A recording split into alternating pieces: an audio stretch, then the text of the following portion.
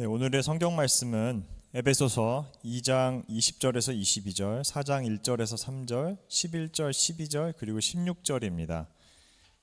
세 절, 세 절, 두 절, 한 절인데 다 함께 모든 성도들이 합독하시면서 성경을 읽겠습니다. 제가 20장 저희 주보에 있으니까 참고하시고요. 자, 시작하겠습니다. 너희는 사도들과 선지자들의 터 위에 세우심을 입은 자라. 그리스도 예수께서 친히 모퉁이 돌이 되셨느니라. 그의 안에서 건물마다 서로 연결하여 주 안에서 성전이 되어가고 너희도 성령 안에서 하나님이 거하실 초소가 되기 위하여 그리스도 예수 안에서 함께 지어져 가느니라. 그러므로 주 안에서 갇힌 내가 너희를 권하노니 너희가 부르심을 받은 일에 합당하게 행하여 모든 겸손과 온유로 하고 오래 참음으로 사랑 가운데서 서로 용납하고 평안에 매는 줄로 성령이 하나 되게 하신 것을 힘써 지키라. 그가 어떤 사람은 사도로, 어떤 사람은 선지자로, 어떤 사람은 복음 전하는 자로, 어떤 사람은 목사와 교사로 삼으셨으니 이는 성도를 온전하게 하여 봉사의 일을 하게 하며 그리스도의 몸을 세우려 하심이라. 그에게서 온 몸이 각 마디를 통하여 도움을 받음으로 연결되고 결합하되어 각 지체의 분량대로 역사하여 그 몸을 자라게 하며 사랑 안에서 스스로 세우느니라. 아멘. 이봉건 목사님께서 예수님의 생애 35번째 설교 예수님의 교회 만들기로 말씀 전해주시겠습니다.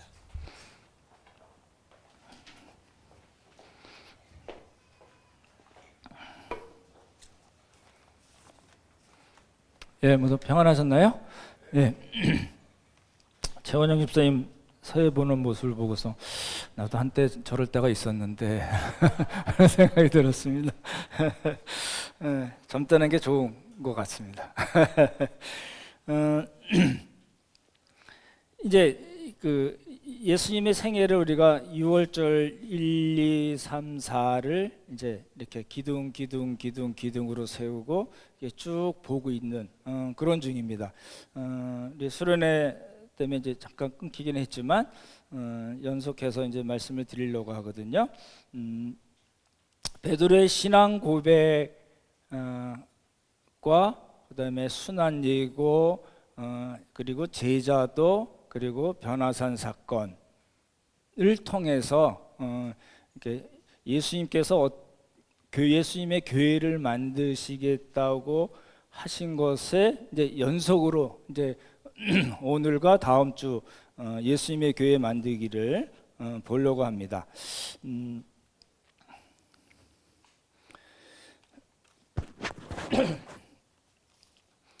그 한국 교회에 9월 달하고 10월 달에 굉장히 큰 일이 벌어진 거 들으셔서 다 아실 거라고 생각하거든요.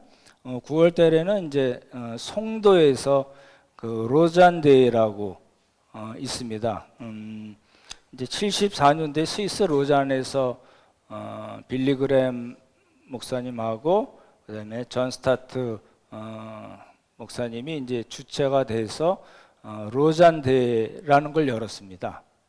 그리고 이제 74년도에 있었고 그다음에 89년도에 필리핀 마닐라에서 2차 로잔대회가 있었고요. 그다음에 세 번째 남아공에서 2010년도인데요. 남아공에서 제3차 로잔대회가 있었고요. 그리고 이제 9월 달에 송도에서 제4차 로잔대회가 있었고 222개국에서 5천여 명의 신학자들, 여러 목사님들, 관계된 사람들이 와서 큰 대회를 열었습니다. 여러 가지 말이 많아서 나중에 정리해 드리려고 그러고요. 그리고 이제 지난주에 또 우리 한국교회에서 굉장히 큰 행사가 있었습니다. 연합예배가 있었던 거 아시죠? 광화문과 시청에서 종교개혁 507주년을 기념해서 이렇게 연합예배를 드린 그런 사건이 있었는데 표가 여러분 이제 다 뭐 방송에도 나오고 해서 다 아시겠죠? 이제 건강한 가정, 거룩한 나라라는 큰 타이틀로 모여서 연합 예배를 드렸습니다. 이제 뭐 동성 결혼에 대한 이야기, 그다음에 포괄적 차별금지법에 대한 이야기가 이제 주로 됐었거든요. 제가 이제 그 월요일날 하고 주간에 두 번 류호준 교수님 종교개혁 유감이라는 것을 이제 보내드린 걸 보셨죠? 이게 이제 그 저 같은 이렇게 일개 목사는 이렇게 뭐 올려도 보는 사람이 잘 없고요. 이렇게 류호준 교수님은 말씀드렸던 대로 굉장히 구약학자고 시편을 전공했고, 그리고 무지개 성서 교실이라는 걸 운영을 하시거든요. 그래서 많이 글을 올리시고 책도 굉장히 많이 소개하시고요.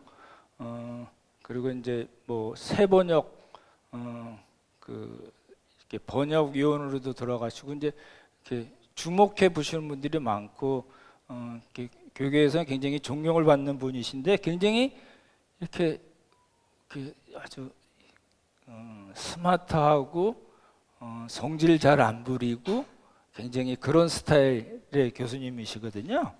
근데 그 글을 보시면요, 이게 그냥 뾰쭉 가시가 되게 많이 있어요. 왜 그랬을까? 이제 종교 개혁이 아니고 이제 교회 개혁이라는 거죠. 이 조금 이제 말씀드리기 조금 불편한 부분이 있습니다. 종교 개혁 1517년에 있었던 것을 507년을 기념하면서 연합 예배를 드렸는데, 한국 교회가 연합 예배를 드렸는데 타이틀이 가정과 나라예요. 뭐가 빠졌을까요? 예, 교회가 빠졌어요. 우리가 여태껏 했던 잘못은 다 묻어놓고 가정과 나라를 표명했어요.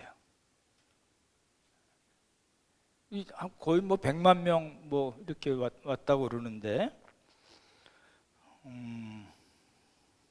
포커스가 교회 개혁이든 종교 개혁이든 포커스가 교회에 있어야 되는데 교회에 있지 않고 가정과 나라인데, 그 가정과 나라라는 거는 예수님을 안 믿는 가정과 나라, 동성 결혼과 포괄적 차별금지법을 주장하는 가정과 나라에 포커스를 맞춘 그런 형국이 되어버렸습니다. 이 참 어려운 문제입니다. 이렇게 선한 마음으로 순수한 마음으로 했다 하더라도 그 결과나 과정이나 결과를 보면 우리가 이제 좀 봐야 될 부분이 있기 때문에 좀 말씀을 드리고요. 이게 보십시오. 제가 정치하는 사람인데 어떤 한 단체에서 뭐 종교든 뭐 시민단체든 뭐 관계없이 그 사람들이 한 100만 명, 200만 명이 모였다고 그러면은 신경을 쓸까요, 안 쓸까요? 당연히 쓰죠. 뭐 때문에 쓸까요? 예, 표 때문에 당연히 그렇게 할 수밖에 없죠. 그러니까 교회가 세상을 향해서 어떤 파워, 세를 과시하는 모임으로 모이는 것은 성경적이지 않습니다. 교회가 그렇게 모여서 정말 우리가 하나님 앞에 범죄하고 세상을 하나님의 뜻대로 섬기지 못했다는 그런 측면에서 모이는 건 관계없지만 파워거든요. 그래서 이제 문제가 되는 거예요. 그래서 이제 유호준 교수님이 그랬죠. 로만 카톨릭 처치의 이란성 쌍둥이 같은 한국 기독교라는 표현을 썼어요. 굉장히 이게 표현은 부드러운데 아주 막 이렇게 아주 막 이렇게 막 퍼부은 겁니다. 제가 이제 교수님하고 말씀 나눠보지는 않았지만 무슨 말씀인지는 알고 있거든요. 보십시오. 그래서 이제 그 얘기를 하잖아요. 이게 어거스틴이 한 얘기라고 그러는데요. 개혁된 교회는 항상 어떻게 된다고요? 개혁돼야 한다라는 거거든요. 뭐 에클레시아 레포르만타 마타 셈페르 레포르만다 뭐 이래요. 모르셔도 되지만 뭘 우리가 기억을 해야 되냐면 개혁이란 말을 기억해야 됩니다. 한번 개혁된 교회라고 그래서 이게 계속 할 수가 없거든요. 종교 개혁도 마찬가지입니다. 1517년에 생겼던 종교 개혁이 100년이 지나면서 사변화되고 그렇죠? 형식화되고 종교화돼 버렸거든요. 100년이 못 가요. 50년 가면 잘 간 걸걸요. 그거를 507년이 지낸 지금에서 우리가 어떻게 다시 해석을 해야 될 건가 굉장히 중요한 문제거든요. 이제 저는 잘 아시겠지만 어떤 뭐 정치 뭐 이런 거 별 관심 없고요. 우리가 하나님 말씀으로 어떻게 교회가 세워져야 되고 우리 형제 자매들이 그런 세상에 나가서 어떻게 하나님의 자녀로서 역할을 할 건가에 관심이 있거든요. 그래서 무슨 이렇게 무슨 기념 예배로 모인다든지 무슨 선교 대회로 모인다든지 하는 이런 부분에 대해서는 사실은 이렇게 내용은 잘 알고 있고 여러 가지 할 이야기 많이 있긴 하지만 설교 때 그렇게 말씀드릴 이렇게 아무런 이유를 갖고 있지 않고 관심은 우리 교회는 그렇다면 우리 함께 가는 교회는 어떻게 해야 될 건가에 관심이 있고 포커스가 있습니다. 그래서 혹시 이제 로잔 대회나 또 10월 27일 모였던 그 모임에 대해서 좀 더 자세하게 알고 싶은 분들은 개인적으로 오시고요. 오늘은 거기에 포인트를 두고 있지 않다고 말씀드립니다. 그래서 이제 이렇게 포인트를 어디에 맞춰야 될 건가?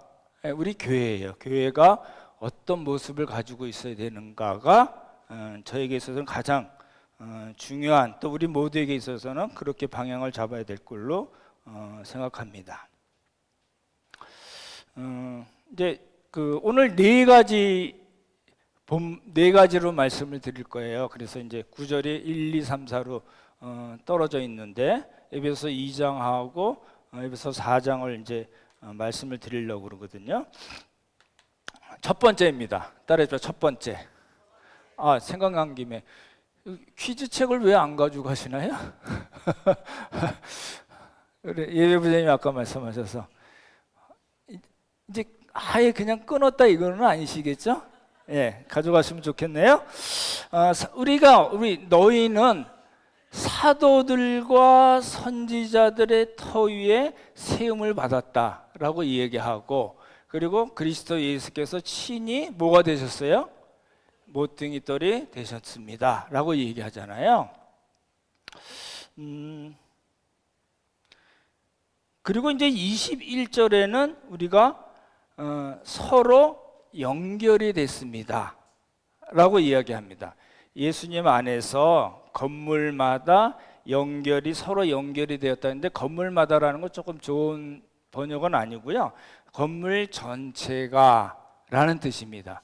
건물이 예수님으로 이렇게 연결이 됐다는 뜻이 아니고요. 한 건물인데 한 건물에 여러 이 건축 자재들이나 뭐가 있을 거 아니에요. 그게 전체가 다 서로 연결이 돼 있다라는 뜻으로 이야기한 거고요. 그래서 이게 joined together입니다. 이렇게 연결이 됐어요. 이렇게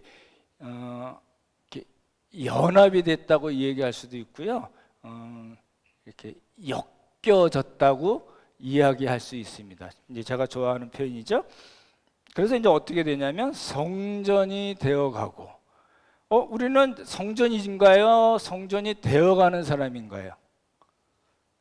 너희가 하나님의 성전인 것과 하나님의 성령이 너희 안에 거하는 것을 알지 못합니까? 라고 고린도서 3장 16절에 얘기했잖아요. 그러니까 우리는 성령이 우리 안에 거하시는 성전입니다. 여러분 따라해보죠. 여러분 이렇게 얘기해보죠. 우리는 성전입니다. 예, 우리는 성전이에요. 근데 여기 왜 바울이 고린도전서 이렇게 하고 에베소에서는 우리가 성전이 되어간다고 얘기했을까요? 성전이면 성전이라고 얘기하고 끝내야 되는데 그렇게 얘기하지 않고 성전이 되어간다고 이야기한 거는 이제 신분적인 것과 실력과 수준의 차이를 이야기한 걸로 보시면 좋을 것 같고요. 어찌 됐든 성전이 되어가는데 다르게 표현하면 함께 지어져 간다라고 이야기합니다. 이제 요 말씀에 우리가 좀 이렇게 초점을 맞추면 좋을 것 같아요. 이제 예수님으로 조금 설명을 드릴게요. 예수님으로부터 직접 훈련을 받은 사도들과 선지자들이 있잖아요. 그래서 이 사람들이 예수님의 복음을 전했어요. 그래서 교회가 세워졌죠. 그렇죠? 그래서 사도들과 선지자들이, 그러니까 초대교회 가장 먼저 일을 했던 사람들이 전한 예수님의 복음 때문에 그 위에 교회가 세워졌다라고 얘기하는 거죠. 그러니까 그 기초 파운데이션이 뭐예요? 예수님 또는 예수님의 복음입니다. 그렇죠? 그래서 이제 사도들과 선지자들의 터 위에 서줬다 그래서 교회에 4가지 속성이 있거든요. 뭐 좀 신학적인 거지만 다 모를 수도 있지만 4가지 중에 중요한 게 뭐냐면 교회는 사도성을 갖고 있다고 얘기해요. 뭐라고요? 사도성을. 왜냐하면 사도들이 예수님께로 직접 훈련을 받고 말씀을 듣고 예수님의 복음을 전해서 교회가 세워졌기 때문에 교회는 사도성이 있습니다라고 얘기하거든요. 그걸 이야기하는 거예요. 그리고 이제 예수님께서 다르게 또 표현하면 예수님께서 친히 모퉁이 돌이 됐다는데 모퉁이 돌은 예수님이 주인이라는 뜻이고 예수님이 기초석이라는 뜻이고 예수님이 우리를 어떻게 한다고요? 함께 엮어서 함께 결합해서 함께 묶어서 자라나게 하십니다라는 거 얘기합니다. 그 뜻을 좀 잘 보시면 좋을 것 같아요. 그래서 이제 교회는 보십시오. 교회는 그러면 여러분이 뭐가 탁 떠올라야 된다고요? 교회는 그러면 여러분 머릿속에 뭐가 탁 떠올라야 돼요? 교회는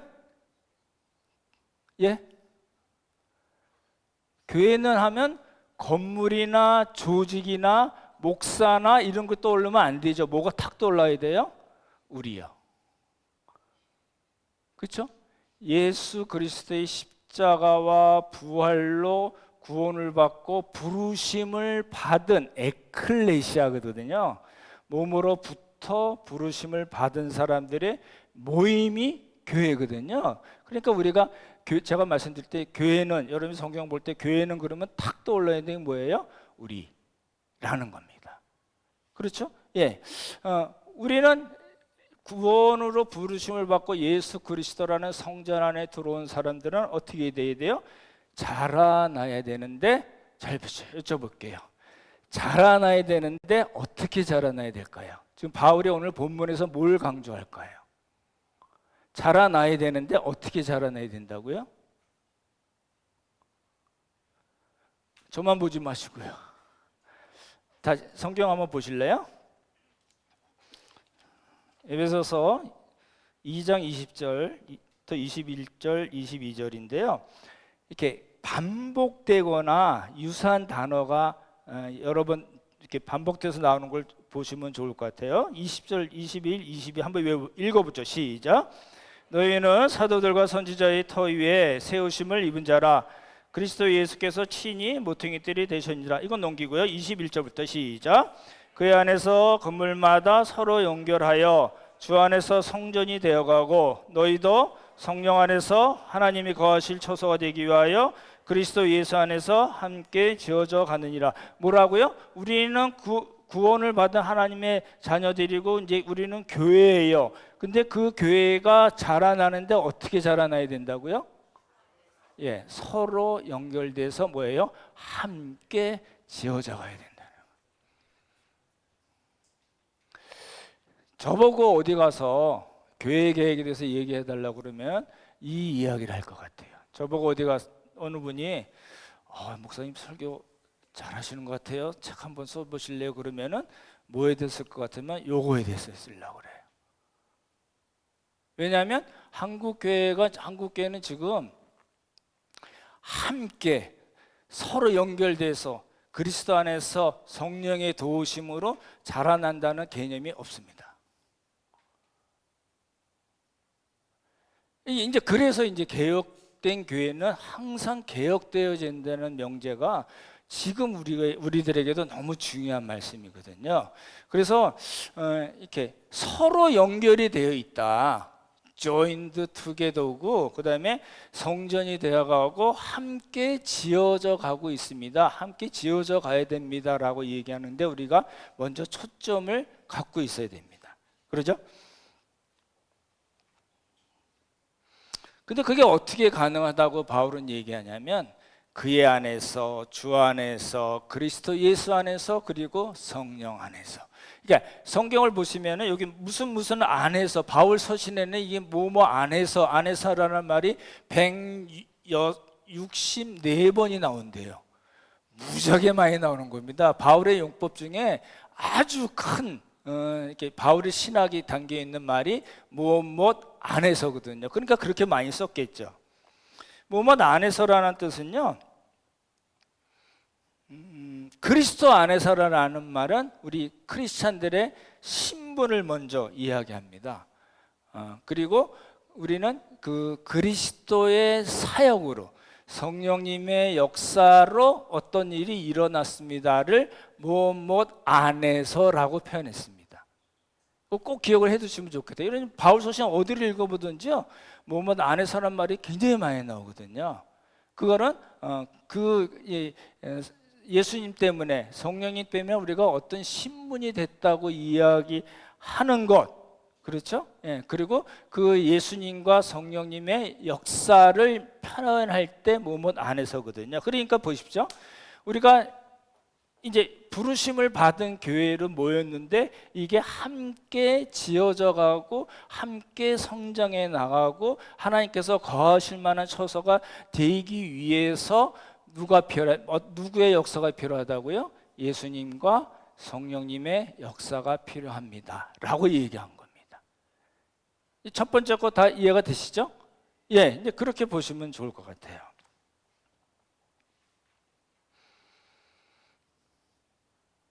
근데 이제 그러고 이제 그래? 되게 좋네 이러고 이제 끝났으면 좋겠는데 그게 아니고요. 이제 시작인 겁니다. 그래서 에베소서 4장 1, 3절을 봤는데요. 그러니까 서로 연결되어서 함께 지어져 간다는 말은 저는 그렇게 표현을 하는데요. 나홀로 신앙은 없다. 그렇죠? 예, 나홀로 교회는 예수님의 교회가 아니다 라는 뜻입니다. 왜요? 함께가 없잖아요. 서로 조인된 게 없잖아요. 그렇죠? 그래서 나홀로 교회, 나홀로 신앙은 없습니다. 나 혼자 예수 믿고 나 혼자 교회가 돼가지고 나 혼자 예배 드리다가 나 혼자 천국 가는 그런 거는 없습니다. 지금 제가 드린 말씀에 여러분 머릿속에 탁 떠오르는 게 뭐가 저 사람들은 어떡하지 하는 사람이 누구예요? 예, 가나안 교회죠. 저 목사 꼴 보기 싫고 저 옆에 이제 저 장로 권사 저런 사람이 예수 믿는다고 그래가지고 에이씨, 그런데 예수님을 버리기는 어렵고 복음을 버리기는 어려우니까 집에 앉아서 혼자 예배드리고 송금하는 거잖아요. 나홀로 교인이에요. 나홀로 교회는 없습니다. 교회라는 말은 뭐예요? 죄와 사망의 권세에서 부름을 받은 사람들의 모임이라니까요. 그러니까 나홀로 교회, 나홀로 신앙 없습니다. 전혀 성경적이지 않습니다. 꼭 기억을 해두시면 좋을 것 같아요. 근데 이제 문제가 뭐냐면 서로 연결돼서 함께 지어져 가야 된다고 얘기하는 예수님과 성령님의 역사로 함께 연결이 돼서 함께 지어져 가야 된다는 게 지금 우리 한국교회 그 시스템에서는 전혀 강조되고 있지 않습니다. 이제 그런 거잖아요. 7, 80년대에 사람들이 많이 모이고 또 전도하면서 우리가 사형리를 많이 이야기한다든지 하면서 뭘 강조했어요? 예, 개인의 구원. 그죠? 당신이 예수 그리스도를 믿어야지만 하나님 나라 가지. 틀린 말인가요? 맞는 말인가요? 당연히 맞는 말이죠. 성경에 나온 말씀이니까 당연히 맞는 건데 그것만 강조한 거예요. 당신이 예수 믿고 구원받고 교회 예배 열심히 나오고 봉사 열심히 하고 헌금도 잘해서 복 받고 잘 살다가 하나님 나라 가야지. 뭐가 빠졌을까요? 개인을 강조하다 보니까 뭐가 빠졌어요? 예, 공동체성이 없는 거예요. 교회의 정의에 안 맞는 그런 신앙 시스템으로 지금까지 한국 교회가 많이 왔습니다. 그렇죠? 다는 아니겠지만, 그래서 이제 뭘 강조가 되냐면 공동체성을 강조 안 하니까 다른 교회 안에서 이제 교회가 모였어요. 말씀드린 대로 너희는 할 때 그 교회는 우주적인 교회, 인비지블 처치, 불가공 교회가 아니고 비지블 처치, 지금 모여 있는 이 교회를 얘기하는 겁니다. 에베소에 모여 있는 에베소 교회, 골로새에 모여 있는 골로새 교회, 라오디게아 교회에 있는 라오디게아 교회, 히에라볼리에 있는 히에라볼리 교회. 이 이름을 쓴 거는 이제 다음 주 퀴즈 때문에 말씀을 드린 거고요. 그 교회가 이제 그 개인의 구원받은 사람들이 모여서 이루어졌는데 개인성만 너무 강조하다 보니까 공동체성이 빠지니까 그렇게 모인 교회 안에서 다른 지체들과 어떻게 해야 되는지 설교도 안 하고 훈련도 없고 가르침도 없게 됩니다. 그러면 어떤 결과를 갖고 올까요? 교회는 원래 공동체성이 있어야 되는데, 그렇죠? 교회 속성에도 포함되는 이야기거든요. 근데 그래야 되는데 개인만 강조하다 보니까 그렇게 모였을 때 어떤 문제가 생길까요? 예, 이게 이제 같이 서로 연결이 되는 거 별로 안 좋아해요. 엮이는 거, 이건 내 스타일이 아니야. 이렇게 되는 거예요. 그런 스타일은 없거든요, 원래. 근데 이제 내 스타일이 아니야 라고 얘기하는 거예요. 그렇게 되면 그렇게 하고 그렇게 하고 그렇게 하다 보면 마지막에 어떻게 될까요? 각자 자기 마음에 편한 대로, 각자 자기 소견에 좋은 대로 행하였더라 하는 사사기 쪽으로 넘어가는 거예요. 한국 교회는 지금 사사기입니다. 구원이 없다는 이야기가 아니고요. 구원이 있음에도 불구하고 각기 자기 소견에 좋은 대로 행하였더라. 이거 사사기에서 계속 반복돼서 나온 이야기잖아요. 그렇죠? 한국 교회의 문제가 거기에 있는 거예요. 성경적으로 보면은 동성애가 문제가 아니에요. 포괄적 차별금지법이 문제가 아니에요. 물론 그렇게 되면은 교회에서 설교도 마음대로 못하고 슈 걸리면 가서 벌금 내고 또 하면은 따따블로 돈 내야 되고 이러니까 못하게 되는 아주 어려운 일이 생겨나요. 그렇긴 하지만 여러분 그런 거 아시죠? 영국, 미국에서 하면 우리나라 다 그대로 되는 거 아시죠? 제가 보기에는 그거 법안 나중에 내고 어쩌고 저쩌고 하면 그렇게 될 겁니다. 될 것 같아요. 그러니까 공동체성을 놓친 교회는 각기 자기 소견에 좋은 대로 하니까 지금 오늘 본문 말씀에 뭐에 걸려요? 서로 연결돼서 함께 지어져 가는 거는 꿈도 못 꾸는 얘기예요. 제가 목사인데 어느 교회를 목회를 해요. 그럼 목사가 뭘 바랄까요? 성도들에게 뭘 바랄까요? 일단 열심히 예배 참석하고, 그렇죠? 헌금도 잘하면 더 좋고 교회 봉사 뭐 하나면 좋잖아요. 그런 정도. 뭘 다른 사람들하고 엮여서 서로 깎이고 채워지고 모자란 부분이 이렇게 덮어지고 이런 거, 그런 거 바라는 것보다 그냥 목사의 말 잘 듣고 순종하고 가끔 한 번씩 커피도 사주고 그러면 땡큐, 정도 아닐까요? 그렇게 되는 거거든요.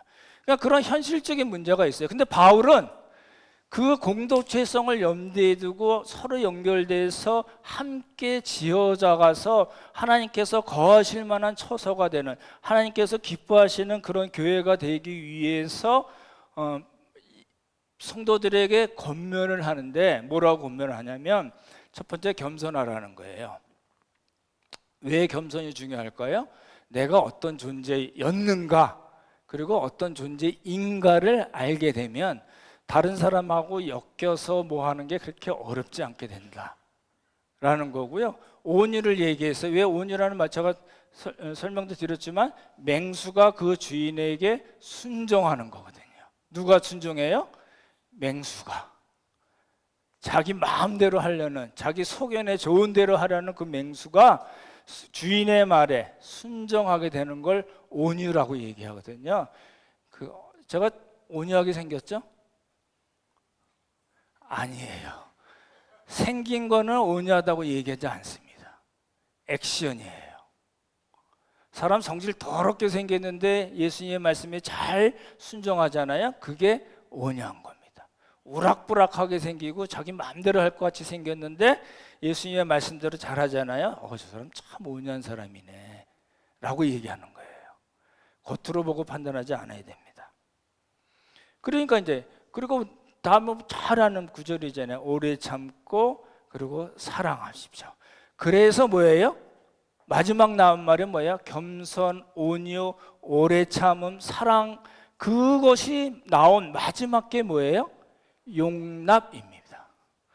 여러분 잘 보시면 좋을 것 같아요. 많은 경우에요, 용납을 어떻게 생각하냐면요, 이게 우리 서로 다른 사람들끼리 모였으니까 서로 다름을 인정하자, 그거 아니에요? 저 사람이 저렇게 이상하게 행동해도 저 사람은 원래 그런 사람이라서 그런가 보다. 저 사람은 정말 참기 힘든 그런 사람인데 그래, 그냥 그또 뭐 다름을 우리가 인정해야 되지 않냐라고 생각하는 게 용납이 아닙니다. 용납은 뭐냐면요, 원문 그 원어대로 그대로 말씀을 드리면은 위에 무거운 게 있는데 그거를 견디는 걸 용납이라고 합니다.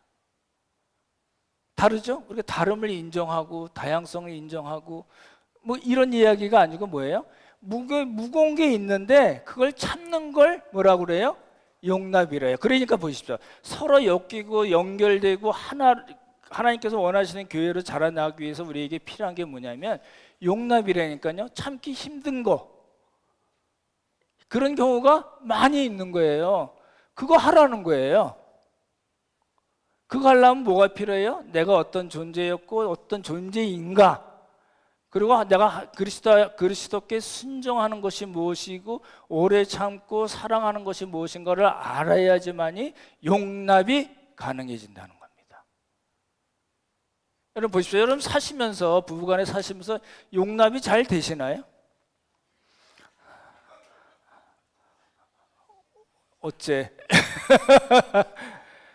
용납이 여러분 잘 돼. 이렇게 우리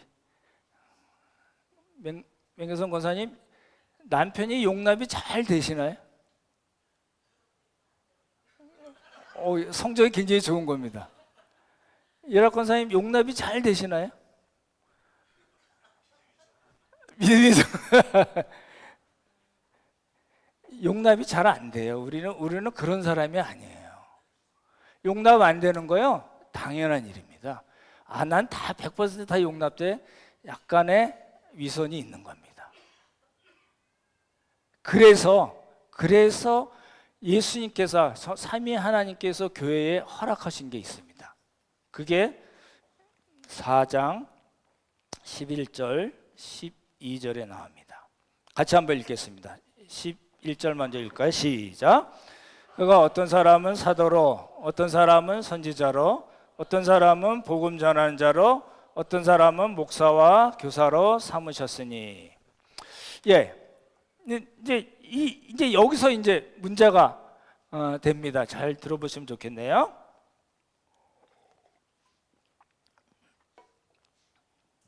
목사라는 말은요,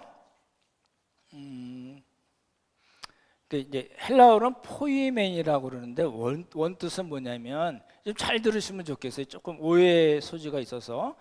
포이멘이란 말은 헬라어로 포이멘이란 말은 이제 목자, 양치기. 우리 이제 이스라엘 사람들에게는 이게 아주 아주 익숙한 개념이죠.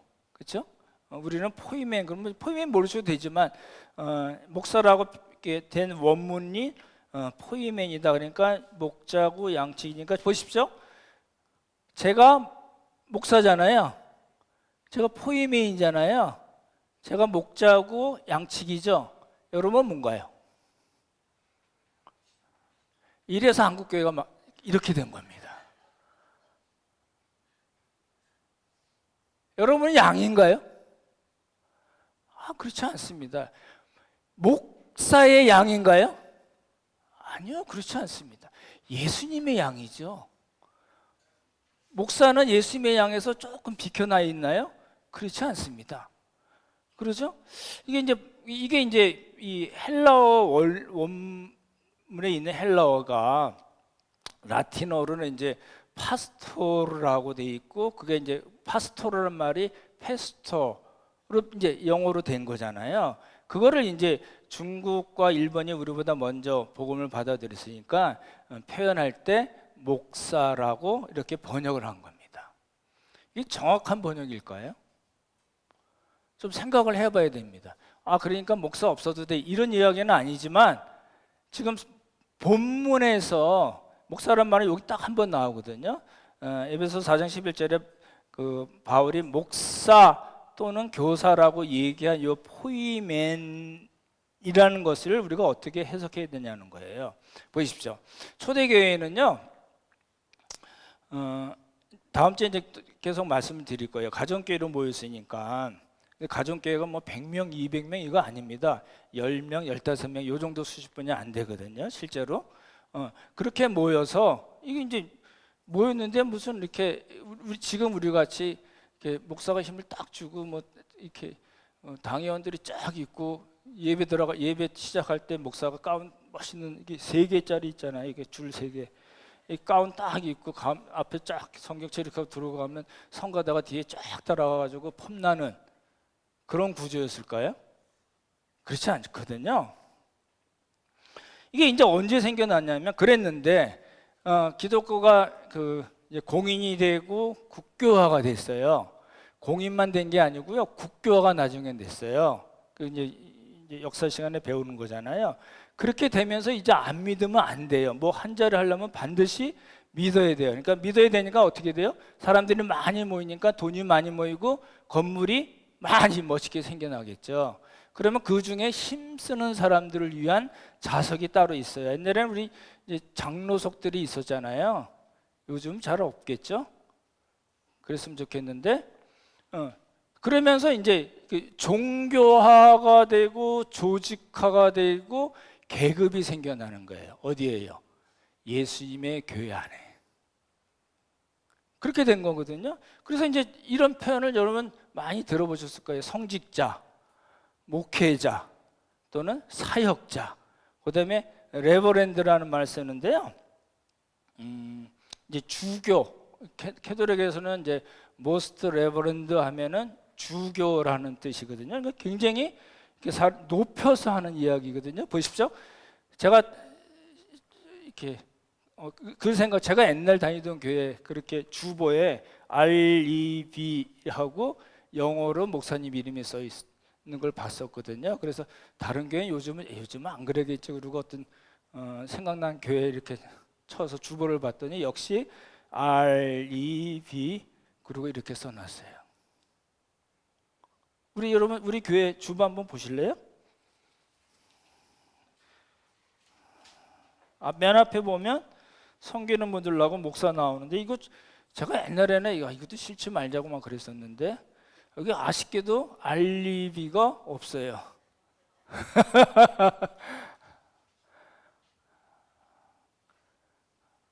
이래서 교회 안에 우리도 모르게 그냥 주보에 알리비라는 말, 레버런드라는 말이 적혀 있고 성직자, 목회자, 사역자 하면은 누굴 가르쳐요? 성직자, 목회자, 사역자, 레버런드라는 말을 쓰면 누굴 가르치는 말이에요? 목사를 가르친 말이 돼버린 거예요.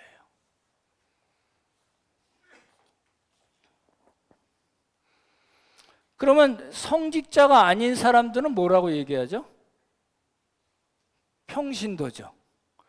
평신도라는 말은 라오스란 말이거든요. 라오스란 말은 하나님의 백성이란 뜻이거든요. 그럼 목사는 하나님의 백성이 아닌가요? 다 평신도죠. 그렇게 따지자면. 그래 굉장히 안 좋은 말이에요. 평신도를 깨운다라고 관원 목사님 얘기했는데 그 말 때문에 평신도란 말 자체가 전혀 너무 이상하게 왜곡이 된 거 아시나요? 평신도 목회를 해야 된다. 평신도를 깨워야 된다. 요즘은 그런 말을 합니다. 평신도 재워야 된다. 이게 다 잘못된 용어를 시작하는 거거든요. 어떤 사람은 교회에서 계급이 높고 어떤 사람은 낮아요. 어떤 사람은 대접받고 섬김받는 게 당연하고 어떤 사람은 대접을 하고 섬기는 게 당연한 그렇게 계급화돼 있어요. 그럼 될까요? 안 될까요? 제가 이렇게 지금 물을 갖고 왔는데요. 이거 이러면 안 되지 않나요? 성직자, 목회자, 사역자, 레버런드인, 패스터인 이봉건 목사가 설교하는데 교회에서 이렇게 우리 집사람이 해준 거거든요. 그러면 될까요? 여러분이 이렇게 돌아가면서 이렇게 맛있는 것도 넣고 컵도 멋있는 거 하고 이래야 되지 않나요? 이렇게 돼버린 거예요. 어느 목사님 그 다는 아니겠지만 방에 들어가면 액자가 붙어 있는데 뭐라고 써 있냐면 목양일념. 맞는 말일까요? 틀린 말일까요? 목양일념이면 내가 목자고, 그죠? 내가 파스토르고요. 내가 양치기고 너희들은 양이야. 그러니까 내가 열심히 일해서 너희 먹일 테니까 잘 받아 먹어. 그렇게 써서 붙인 분의 그 마음이 그런 건 아니겠지만, 아니라고 저도 봐요. 그렇지만 그런 말이 자연스럽게 목사들 사이에서 이게 뭐 이제 개척하거나 그러면 뭐 선물할 때 액자 주면 목양일념. 얼마나 좋은 말이에요. 정말 좋은 말이긴 하지만 그 안에 뭐가 문제가 있어요? 나는 목자고 너희들은 양이야. 한 번 양은 영원한 양이야. Once married, forever married. 무슨 해병대인가요? 그렇지 않습니다. 여러분은 양으로 존재하고 계신가요? 저는 목자로 양치기로 있고 여러분은 양으로 존재하고 계신 건가요? 그렇지 않습니다. 그렇게 되면 잘못된 신앙입니다. 함께 서로 연결돼서 함께 지어져 가는 것은 생각도 못 하는 겁니다.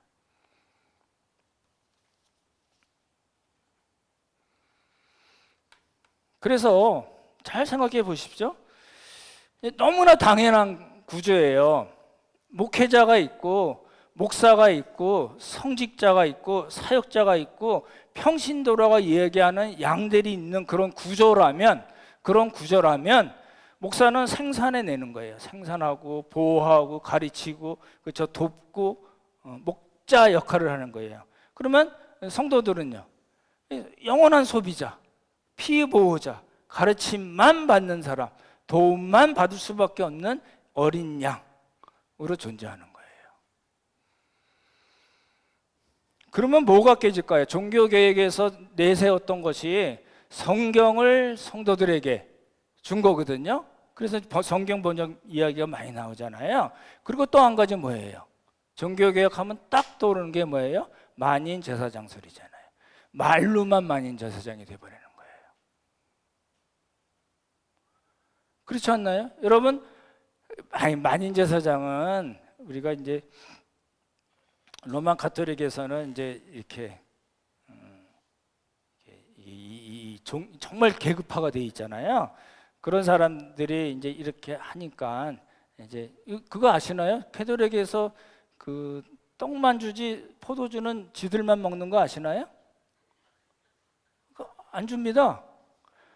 그거 한 잔 먹어보러 갔더니 안 줘가지고 안 줍니다. 왜요? 화채설 때문에 그래요. 먹다 떨어지면 예수 그리스도의 보혈이 떨어지는 건데 안 줍니다. 여러분 드시고 싶으면 그냥 사서 드셔야지 성당 가면 안 됩니다. 안 줘요. 그런 식으로 이게 이렇게 계급화되어 있는 그런 시스템이거든요. 근데 이제 교회도 비슷해요. 교회는 떡도 주고 포도도 주지만 뭘 안 줘요? 말씀으로 성비 싣는 권한을 잘 안 줘요. 영원한 소비자.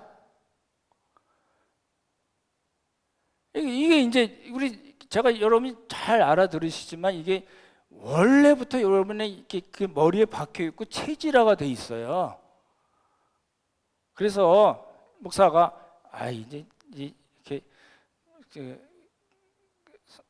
형제님, 자매님 이제 이렇게 배우고 잘 익히시고 행하시는 말씀을 그냥 우리 형제 자매들과 같이 나누시면 좋겠네요. 그러면 무슨 소리냐고, 난 그런 거 못 한다고. 그렇게 되는 거예요. 왜 그래요? 나는 양인데 내가 풀만 잘 먹으면 되지 옆에 있는 양까지 풀 내가 먹이라고 그러면 되냐고. 그렇게 생각하게 되는 거예요. 요즘 그렇게 많이 쓰는 말이죠. 그거 뭐로 당했다고 그래요? 그런 걸? 가스라이팅 당했다고 그러는 겁니다. 한국 교회는요, 거의 성도들은요, 거의 다 가스라이팅 당하고 있는 사람들이라고 얘기하면 좀 과하지만 그런 측면이 너무 많습니다. 이거 언제 끝날지 모르겠네요. 그래서 공동체로 모여서 서로 엮여서 함께 자라나가는 데 있어서 중요한 거는 용납인데 그게 현실적으로는 잘 안 되거든요. 그래서 하나님께서 누굴 허락하셨냐면 사도와 선지자들과 복음 전환자들과 목사 또는 교사를 허락하셨거든요. 그렇죠? 그렇게 해서 무엇을 이뤄내시려냐면 잘 보십시오. 이 12절 같이 읽어볼까요? 시작. 이는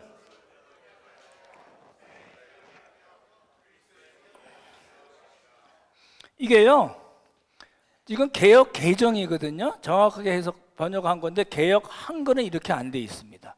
어떻게 돼 있냐면요, 이는 성도를 온전케 하며 봉사의 일을 하게 하며 그리스도의 몸을 세우려 하심이라. 뭐가 다를까요? 한 글자인데 이는 성도를 뭐예요? 온전케 하며 또 봉사의 일을 하게 하며 그리스도의 몸을 세우려 한다니까 병행으로 되어 있거든요. 그렇지 않습니다. 헬라어에 그렇게 안 되어 있어요. 전치사가 다르거든요. 그래서 성도를 그런 하나님께서 교회의 지도자들을 먼저 섬기는 사람들을 세우셔서 성도를 온전케 합니다. 그렇게 하셔서 뭐 하겠다고요?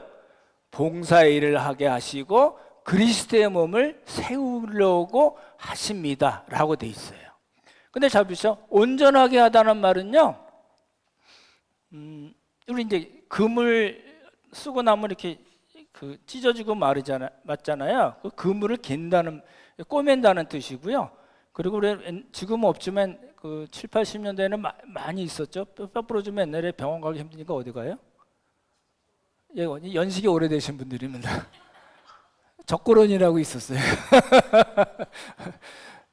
적고론 그거예요. 온전하게 한다는 거는 잘못된 뼈를 바로 붙여서 정말 정상적인 하나님의 자녀가 되게 하는 것, 이런 뜻입니다. 뼈 부러지신 분 손 들어보실래요?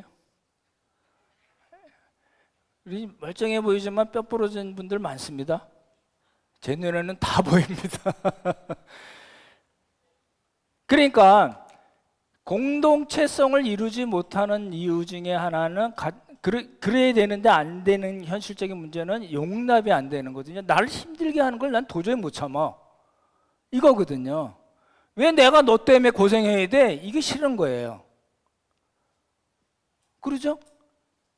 그게 용납이 안 된다는 거예요. 거꾸로 들어가면 사랑이 안 되고 오래 참음이 안 되고 온유가 안 되고 겸손이 안 되는 거예요. 그러니까 공동체성을 이루어야 되는데, 그래서 함께 자라나야 되는데 이 용납이 안 되는 거예요. 그래서 하나님께서 먼저 믿은 사람들을 세우셔서 용납이 되게 하셔서 공동체성을 확보하시려는 거예요. 이 1, 2, 3이 이렇게 거꾸로 가면 됩니다. 시간이 많이 가서 조금 빨리 갈게요. 그래서 4장 12절을 제가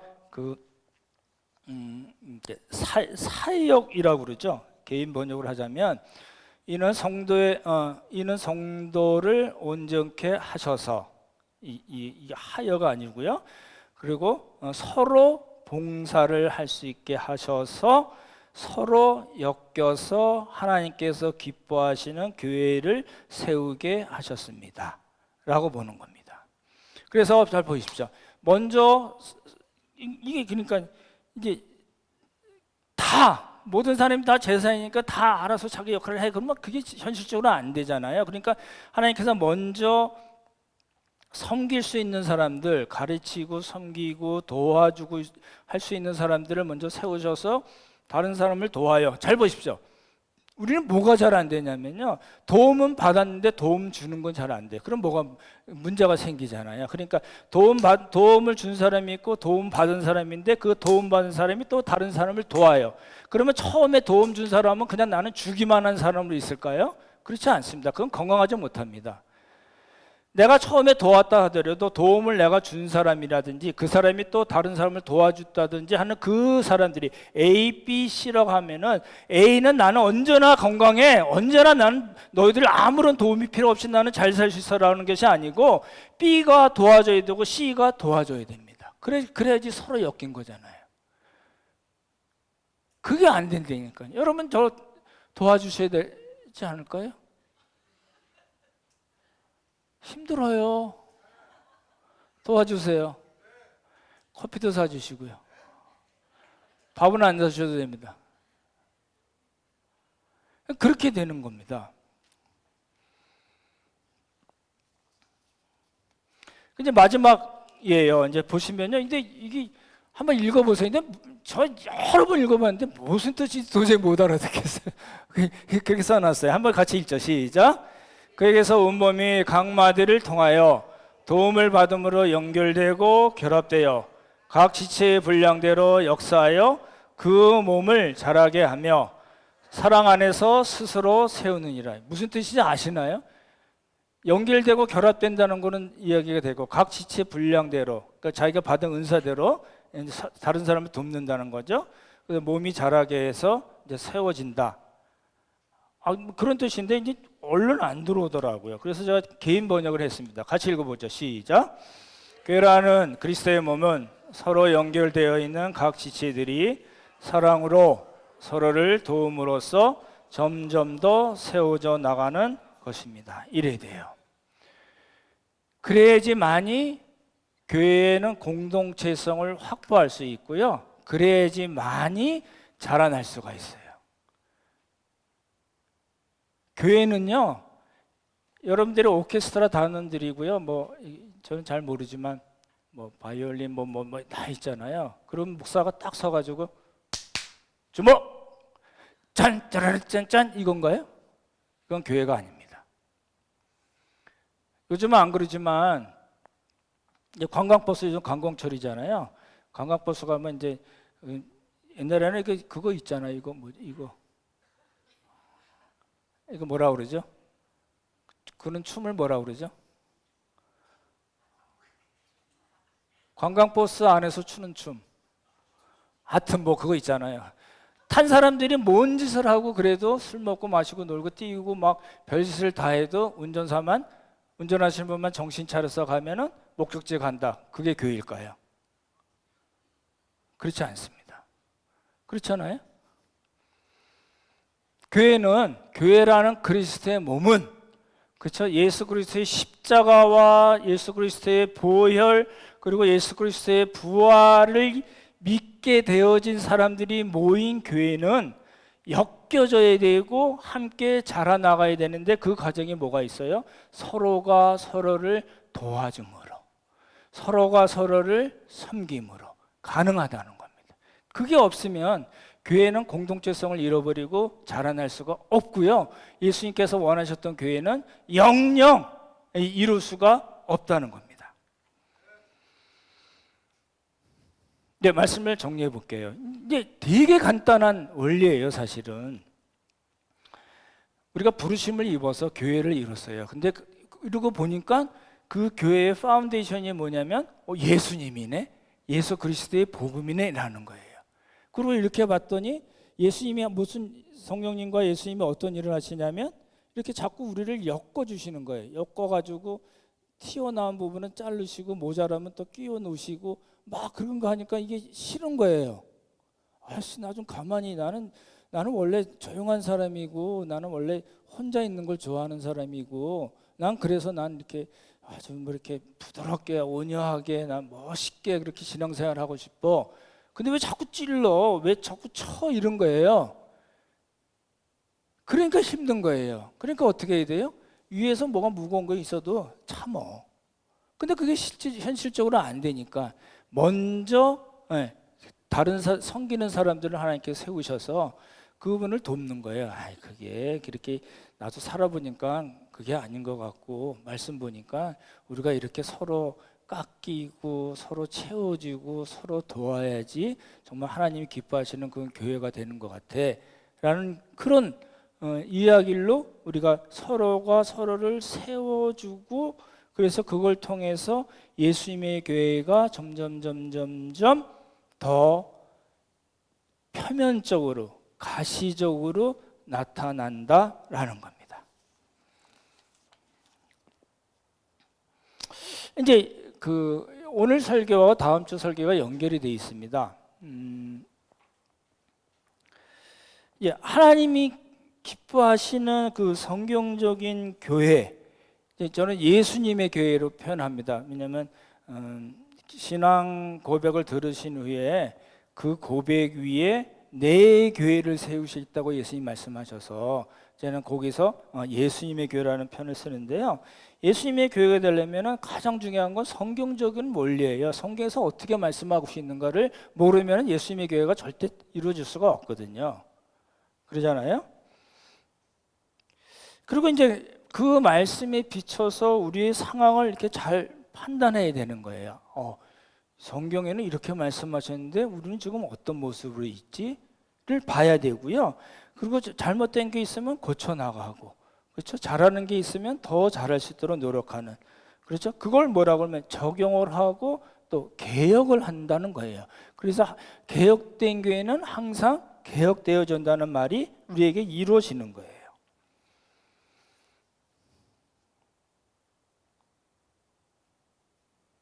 아무쪼록 우리 각자에게 하나님께서 원하시는 그런 요구들을 기쁨으로 또 믿음으로 잘 순종해서 예수님의 교회를 이루어나가는 복이 있기를 예수님의 이름으로 축원합니다. 참 좋으신 성부성자 성령 하나님, 은혜를 감사드립니다. 저희를 불러주셔서 엮어주시고 또 서로 연결하고 하셔서 용납해서 예수님의 교회를 이루어갈 수 있게 하심을 감사드립니다. 저희들이 부족하지만 하나님의 말씀에 순종해서 이 일들을 잘 감당할 수 있게 도와주시고 서로가 서로를 돕고 섬기고 사랑하고 용납해서 예수님의 교회를 잘 이루어나갈 수 있는 귀한 복을 허락하여 주시옵소서. 감사하며 귀하신 예수님 이름 받들어 기도드렸사옵나이다. 아멘.